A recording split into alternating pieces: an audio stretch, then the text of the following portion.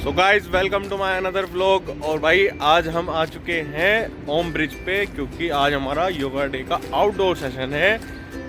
और वैसे तो हरिद्वार में यार देखो काफ़ी अच्छे अच्छे योगा टीचर्स हैं, सब कुछ है, बढ़िया है, ठीक है। लेकिन जो हरिद्वार में टॉप 5 योगा टीचर्स और उनमें से भी टॉप भाई हमारे विपिन गोलियान गुरुजी हैं, जो कि एक इंटरनेशनल योगा टीचर है। और भाई उनके सिखाने का और योगा करवाने का इतना बढ़िया एक्सपीरियंस रहा है भाई। मैं अपना सेल्फ एक्सपीरियंस बता रहा हूँ, ठीक है।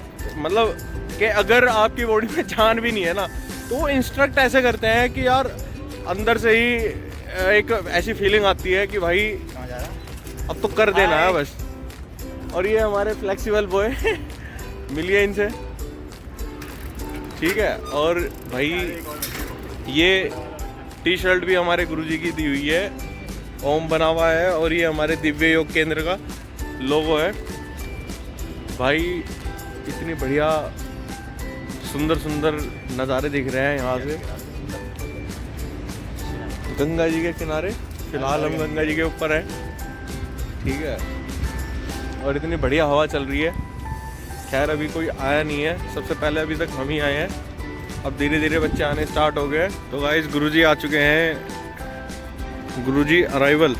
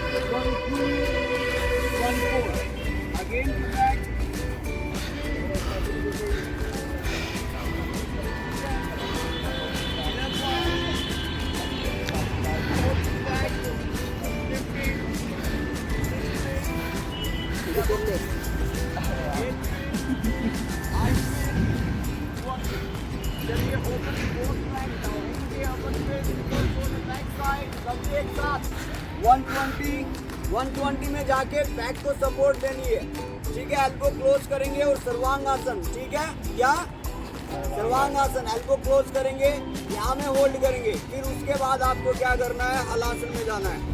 हलासन के बाद आप जो है कर्णपीठ आसन में जाएंगे, ठीक है। कर्णपीठ आसन में दोनों पैरों को बेंड करके नी के पास, नी को बेंड करके कानों के पास आपको रखना है, ठीक है। यहाँ में होल्ड करेंगे, फिर धीरे धीरे वापस आएंगे। सबसे पहले स्पाइन आप नीचे रखेंगे, स्पाइन नीचे रखेंगे और फिर दोनों पैरों को नीचे लाएंगे। ये समझे? चलो ठीक है। बस 14, 15, 16, 17, 18, 19, 20, 21 करेंगे। और गुरुजी चक्रासन में दौड़ लगाते हुए धै कुटाई। चलो जल्दी से शाबाश, इधर आ जाओ जल्दी से। अरे इधर आ जाओ सारे। और इस चक्रासन की दौड़ को खत्म करते हुए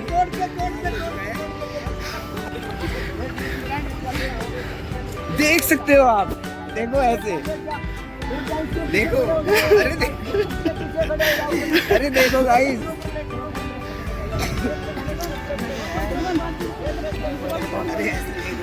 लेटना है भाई, प्रॉपर लेट रहे हैं।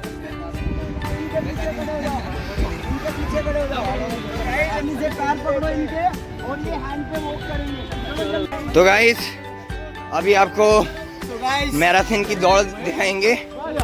देखो देखो देखो देखो, आपको पूरा 180 डिग्री में दिखाया जाएगा पूरा कंपटीशन। अरे अरे भाई जी आओ आओ आओ आओ।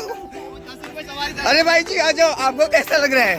अरे बताओ आपको कैसा लग रहा है? तो आपको सारे शॉट दिखाए जाएंगे हर एंगल से। अरे क्या ओम, क्या 10 रुपए 10 रुपए 10 रुपए। दूसरी ब्रांच खोलने के लिए जा रहे हैं। सीधा सीधा आपसे शेयर नहीं करूंगा तो किससे करूंगा? जी सर, आपको जो एक ब्रांच जो है अब जल्दी शिवालिक नगर में हो। आने वाले समय में प्लेटिस जो होते हैं ना, प्लेटिस योगा, की मशीनें आती हैं वहाँ में वो रखी जाए। लोगों को क्या चाहिए कि कुछ नया चाहिए, तो वो नया शायद हम लाने की कोशिश करेंगे।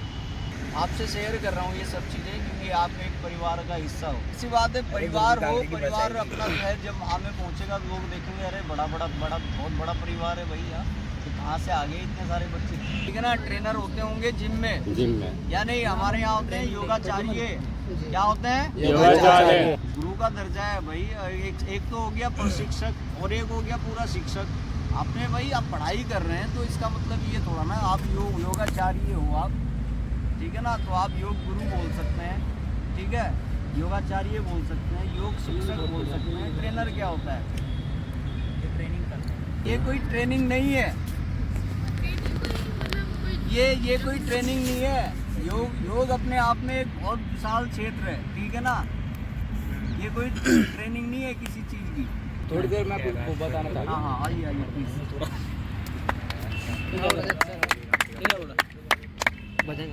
आप सभी यहाँ पर आए, सर्वप्रथम आपका बहुत बहुत धन्यवाद। सभी को सादर नमस्ते। हमारे मन में ऐसे संकल्प होना चाहिए, दृढ़ संकल्प कि मैं योगी बनूँ तो राष्ट्र के लिए, इंजीनियर बनूँ तो राष्ट्र के लिए, डॉक्टर बनूँ तो राष्ट्र के लिए।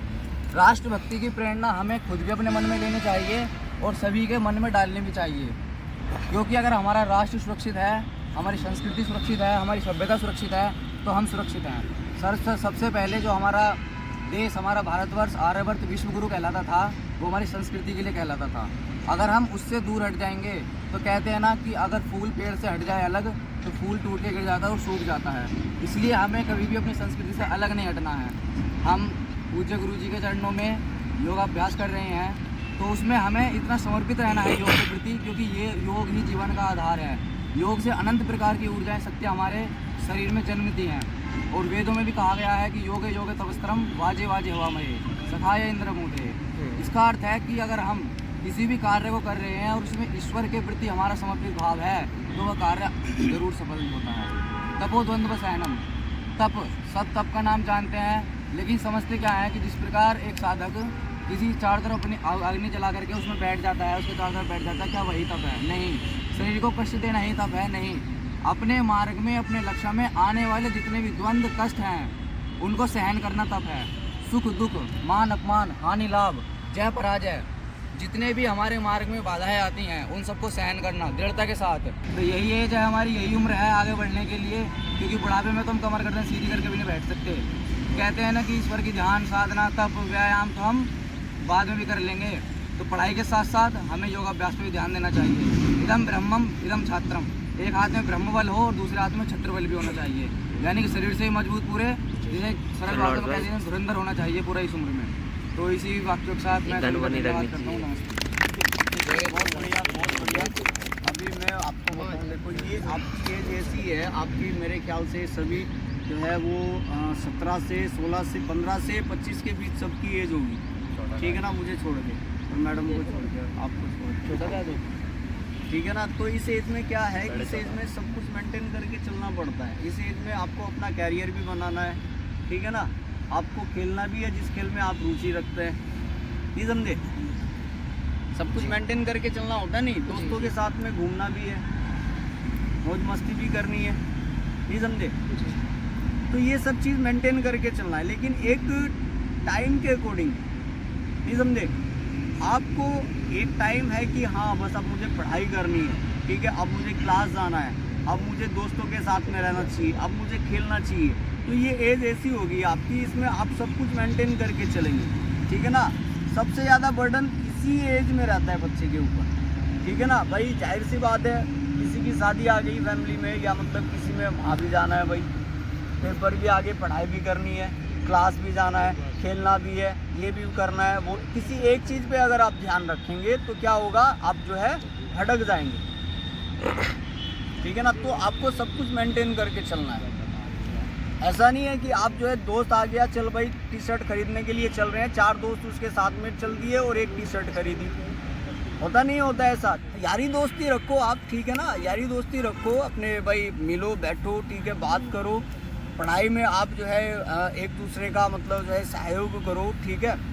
किसी और काम में आप जो है अच्छे से सहयोग कर सकते हैं, अच्छे कामों में, ठीक है ना, ये दोस्ती होती है। ऐसा नहीं है कि भाई चल वो पढ़ रहा है, हाँ भाई तू पढ़ रहा है, अरे यार वहाँ तक जाना है, ठीक है, ऐसा नहीं होना चाहिए। इसमें ही आपका कैरियर बनेगा, इसी में बिगड़ेगा।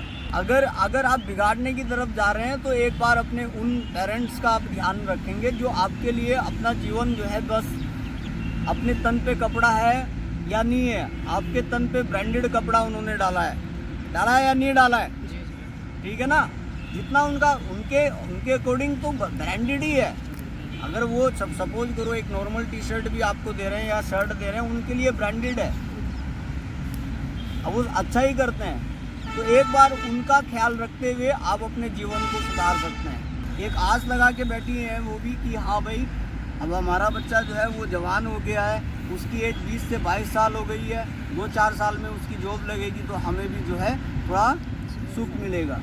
आशा रखते हैं या नहीं रखते हैं घर वाले?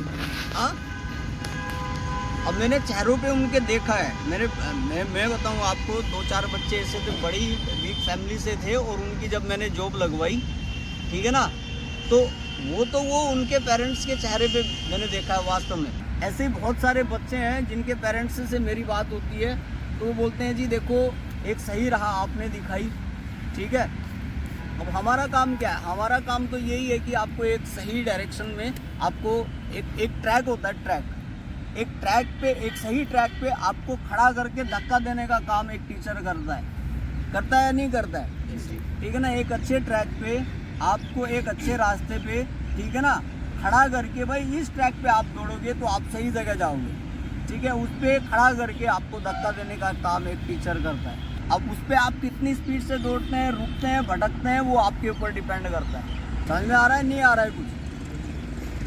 और ये चीज़ आपको इसलिए समझाई जाती है, हालांकि मेरा काम क्लास कराने का है, ठीक है, क्लास कराऊं अच्छे से वो आपको पता ही है, लेकिन क्या है कि एक फैमिली की तरह हम लोग बैठते हैं, कभी चाहे कोई प्रोग्राम है या कुछ भी है, एक फैमिली की तरह हम लोग यहाँ पे बैठते हैं, और मेरा दायित्व बनता है कि मैं आपको एक सही राह दिखाऊं।